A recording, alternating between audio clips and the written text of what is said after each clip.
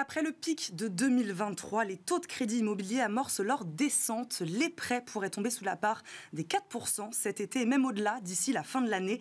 Une tendance qui rebat les cartes, évidemment, je le disais, pour les acquéreurs, pour les banques aussi, où la concurrence est de nouveau de mise. Nous faisons le point aujourd'hui avec Cécile Roclor, directrice des études chez Empruntis. Bonjour Cécile. Bonjour. Merci beaucoup de nous accompagner aujourd'hui dans Smart Patrimoine.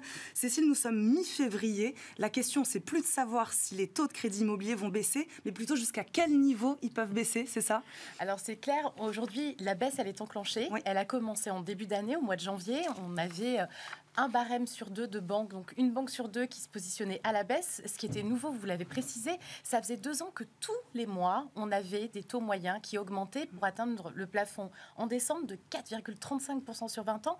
Quand je dis plafond, c'est un taux moyen parce que ça veut dire que les meilleurs profils arrivaient à encore s'en sortir avec un 4,05, mais les profils les moins souhaités par les banques... Vous pouvez dépasser les 5% largement. On pouvait passer au-delà des 5,5, donc on avait vraiment une fourchette très très large.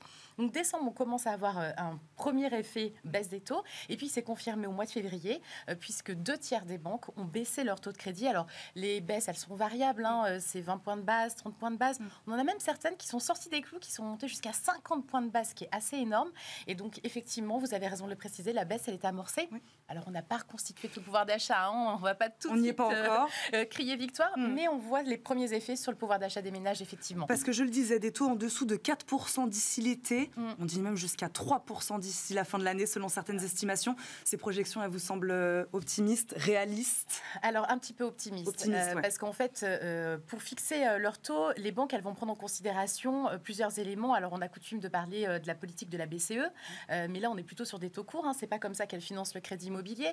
Et quand on voit la politique de la BCE, on sait qu'il n'y aura pas de baisse tout de suite, qu'on est dans la période de stabilisation et qu'on aura plutôt une baisse à partir de l'été. Donc, imaginez que les banques le répercutent tout de suite, ça me semble un peu court. Ouais. Et puis sur l'OAT 10 ans, la dette souveraine d'État qui fait les taux de crédit immobilier, on a déjà eu une baisse. On voit qu'aujourd'hui, on oscille entre 2,5 et 3. Il faut savoir qu'une banque, il lui faut entre 100 et 150 points de base pour pratiquer le bon prix du crédit. Et on voit bien qu'à ce niveau-là, on n'est pas encore prêt de passer sous les 3. Donc, ce qui est sûr, c'est qu'on va avoir des baisses. Elles vont se faire par palier. Oui, c'est quoi votre estimation plutôt? On est aujourd'hui en taux moyen à 4% à peu près sur 20 ans, avec déjà des banques qui sont à 3,6 pour les meilleurs profils. Donc, le taux moyen, on devrait plutôt être aux alentours de 3,7 avant l'été. Ça paraît plus probable. Descendre en dessous de 3, donc pour la fin de l'année, ça semble un peu prématuré, surtout sur le dernier trimestre. Techniquement, les banques, elles font moins d'efforts. Elles sont plutôt en train de se dire qu'elles finalisent leurs objectifs ou qu'elles préparent l'année suivante. Et donc, on est plutôt sur un entre-deux où, en général, on n'a pas les plus fortes baisses là. Elles se font plutôt avant l'été. Mais les banques, vous le disiez, je le disais aussi en préambule de cette émission, on peut dire que là, la concurrence, elle est de nouveau de mise ou pas? Complètement, oui. Vous avez totalement raison.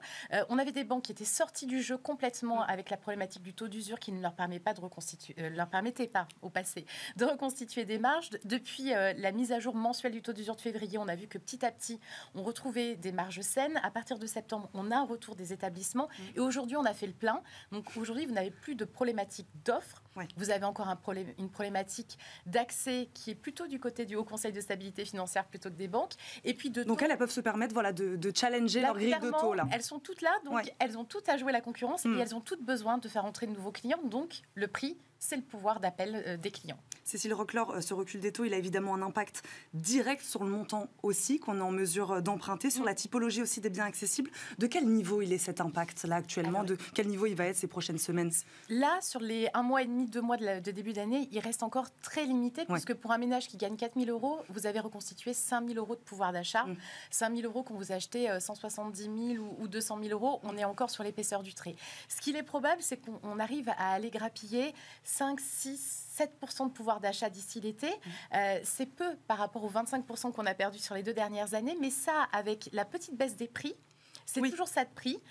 Et même si ce n'est pas suffisant, il va falloir quand même se réhabituer à des taux un peu plus normaux, j'ai envie de vous dire, que ceux qu'on a connus à 1% sur 20 ans, qui n'étaient pas normaux. Alors effectivement, ça pénalise le pouvoir d'achat, mais on va trouver des équilibres. Parce que de l'autre côté de la chaîne, les prix immobiliers, ils chutent eux aussi? Il baisse légèrement. Il baisse beaucoup moins vite que ce qu'on espérait. Alors, l'immobilier, c'est un marché qui met du temps à réagir. Mais malgré tout, comme la demande reste très forte et que l'offre est en panne à cause de la promotion immobilière où on ne construit plus ou plus assez et depuis longtemps, et en plus, on a sorti du scope la rénovation énergétique des biens dans l'ancien, ça fait que vous avez une contraction forte de l'offre qui est plus forte même que la demande. Et c'est ça qui fait que les prix baissent très peu au regard de la hausse des taux. Donc, et un mot sur la durée aussi des crédits immobiliers. Vous le disiez, vous parliez de septembre. Elle revient à son niveau de septembre, à peu près. C'est pas suffisant aujourd'hui, c'est ce que vous disiez, pour compenser le niveau du prix des logements.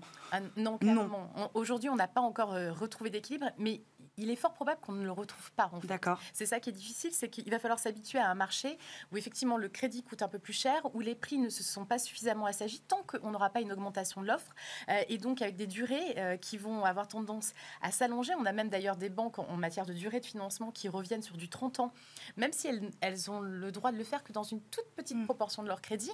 Mais on voit bien qu'il y a la volonté des banques, vous le disiez tout à l'heure, de resolvabiliser les ménages, d'aider à l'accession, mais le monde a changé. On a connu une parenthèse enchantée, il va falloir s'habituer à d'autres règles du jeu. 15-20 ans, ce sera plus la norme ? Alors, si ça reste la norme, mais c'est le 25-30 ans sur lequel on était monté ces dernières années, qui reste plus difficile parce qu'en fait, quand vous passez sur 25 ou 30 ans, en fait, vous avez des intérêts en plus grand nombre, ça vous coûte plus cher et parfois trouver l'équilibre entre ce que vous gagnez mensuellement et la durée, ça suffit pas. Donc, on voit bien que les ménages, ils essayent de réduire au maximum pour réduire le poids des intérêts, le temps, à mon avis, de se réhabituer et puis que le HCSF nous libère des marges de manœuvre en termes de durée. Bonne nouvelle pour les acquéreurs, donc on va dire qu'on est quand même plutôt optimiste. Pour les acquéreurs, de quel type de biens on terminera là-dessus ?